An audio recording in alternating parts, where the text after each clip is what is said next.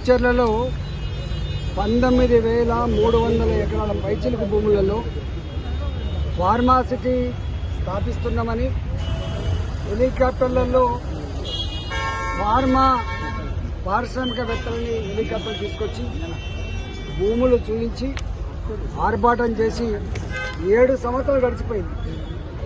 ఇప్పటి వరకు కూడా ఒప్పుకున్న ప్రకారంగా వాళ్ళకి కంపెన్సేషన్ ఇవ్వకుండా, గ్రామ సభలు నిర్వహించకుండా, వాళ్ళ అభిప్రాయాన్ని గౌరవించకుండా బెదిరించి అదిరించి మీ భూములు పోతాయని చెప్పి వాళ్ళకి ఇనుప కంచెలు వేసి ఇలా 19 ఎకరాల భూములు లాక్కొని రైతుల కళ్ళలో మట్టి కొట్టిండి కేసీఆర్ గారు.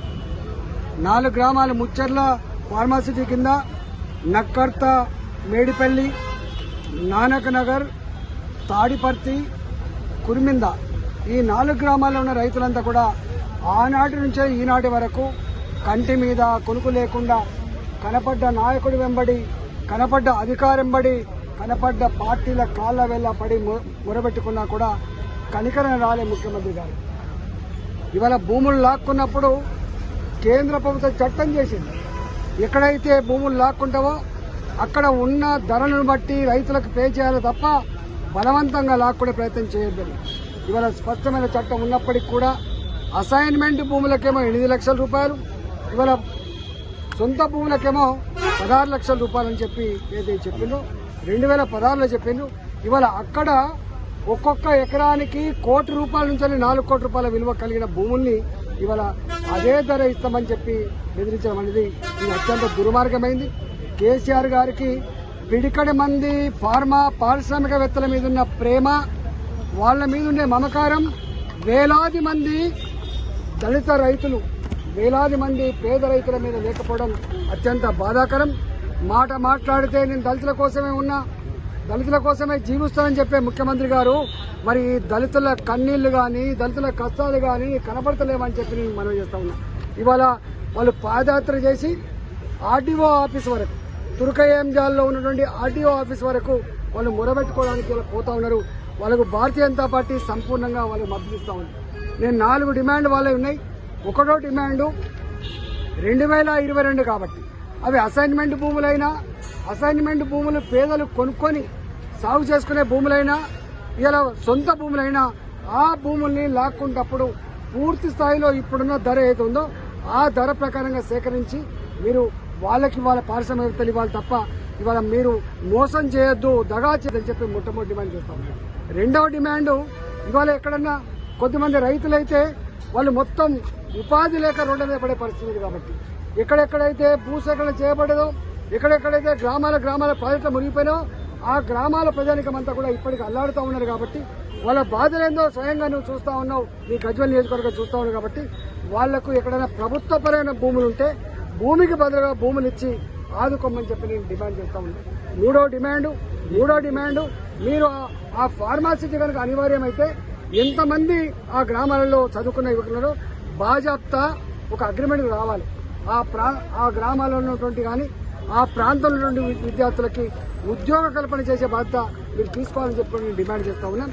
ఇవాళ అది చేయనంత వరకు, ఆ హామీ జరగనంత వరకు మీరు ఆర్టీఓల ద్వారా, పోలీసుల ద్వారా, రెవెన్యూ అధికారుల ద్వారా బెదిరించి కొంతమంది నాయకులను మేనేజ్ చేసుకుని, గ్రామాల్లో కొంతమంది పెద్దలతో మేనేజ్ చేసుకుని మీరు పేద రైతాంగం కళ్ళలో మట్టి కొడతా అంటే చూస్తూ ఊరుకోవడానికి సిద్ధంగా లేము. భారతీయ జనతా పార్టీ ఆనాడు నుంచి కొట్లాడుతూ ఉంది. రాబోయే కాలంలో కూడా రైతులకు అండగా ఉంటుందని చెప్పి మనం చేస్తా ఉన్నాం.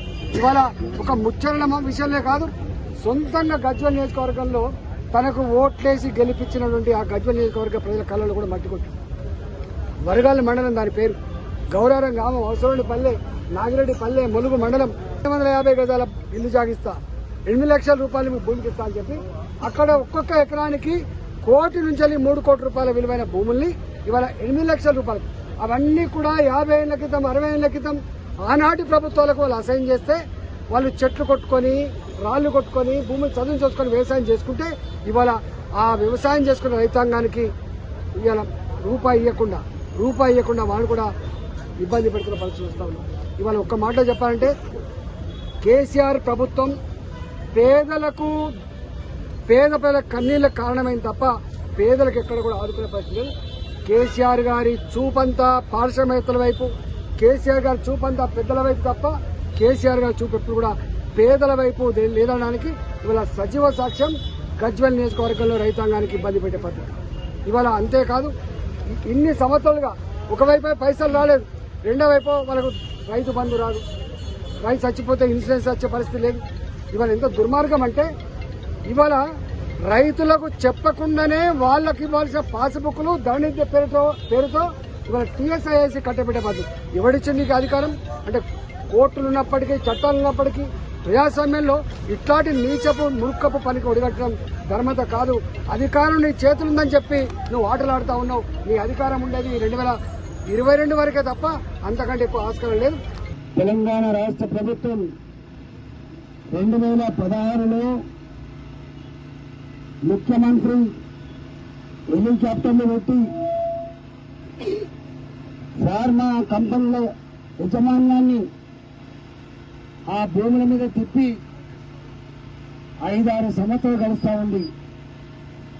ఈనాటికి కూడా ఫార్మాసిటీ కింద 19,000 ఎకరాల భూముల్ని గుంజుకుంటున్న ముఖ్యమంత్రి ఈ రైతాంగం మా కన్నీళ్లు ఆలకించండి, మేము చెప్పే గోడు వినండి.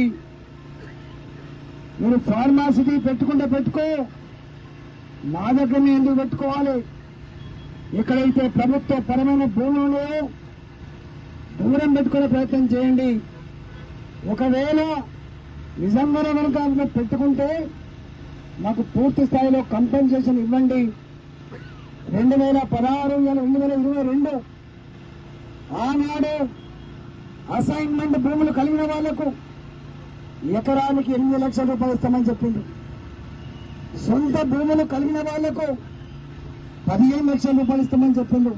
12-15 రైతులతో ఊరేగింపు చేసి మొట్టమొదటిగా మా ఫార్మాసిటీ మా గ్రామాల్లో ఎత్తివేయాలనేది ఫస్ట్ డిమాండ్. లేదా ఇప్పుడు ఎంత ధర అయితే పలుకుతుందో ఆ ధర ప్రకారంగా అసైన్మెంట్ భూములు రావచ్చు. అసైన్మెంట్ భూములు ఇతరులకు అమ్ముకుంటే కొనుక్కొని సాగు చేసుకున్న పేద రైతులు కావచ్చు, సొంత భూములు కలిగిన వాళ్ళు కావచ్చు. 2022లో ఏ ధర అయితే అక్కడ పలుకుతుందో ఆ ధర కనుక ఇవ్వకపోతే ఒక గుంట భూమి కూడా ఇవ్వలేమని చెప్పి తెగేసి చెప్తున్న డిమాండ్ని భారతీయ జనతా పార్టీ మీకు సంపూర్ణంగా మద్దతు ఇస్తా ఉంది. రైతుల సమస్య పార్టీల సమస్య కాదు. రైతుల సమస్య కేవలం సంఘాలకు సంబంధించిన సమస్య కాదు. రైతుల సమస్య ధర్మానికి సంబంధించిన సమస్య, న్యాయానికి సంబంధించిన సమస్య, నా సమస్య ఆఖరికి సంబంధించిన సమస్య అని చెప్పి అయితే ఊరేగింపు తీస్తుందో దానికి సంపూర్ణంగా మేము మద్దతు ఇస్తా ఉన్నాం. ఇవాళ కొంతమంది చెప్తున్నట ఫార్మాసిటీకి భారతీయ జనతా పార్టీ సపోర్ట్ ఇస్తుంది.